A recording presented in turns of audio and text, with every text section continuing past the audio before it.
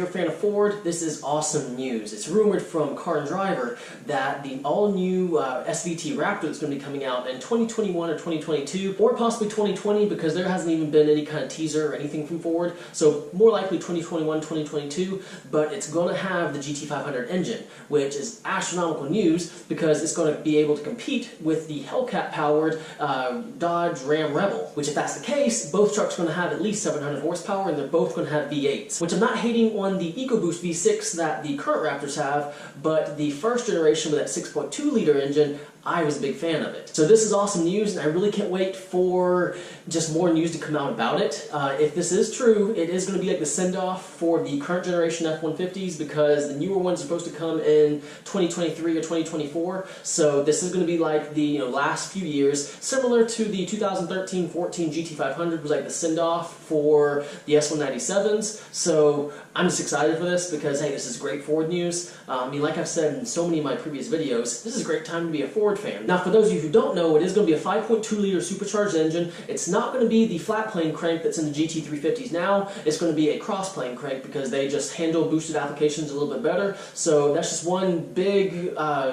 mistake that a lot of people are saying, is that it's going to be the same exact engine from the GT350 just supercharged. It's not at all. Now, some people are saying that they expect the transmission to be the dual clutch transmission that the GT500 is going to have. Personally, I don't think it is. I'm pretty sure it's going to be the 10-speed automatic that Ford and Chevy co-produced. And it's cool because the ZL1, it has 650 horsepower and it handles it well. So a 700 plus horsepower car or the truck, it's not going to have any kind of issue handling that power. But let me know what y'all think about a possible 5.2 liter supercharged Raptor.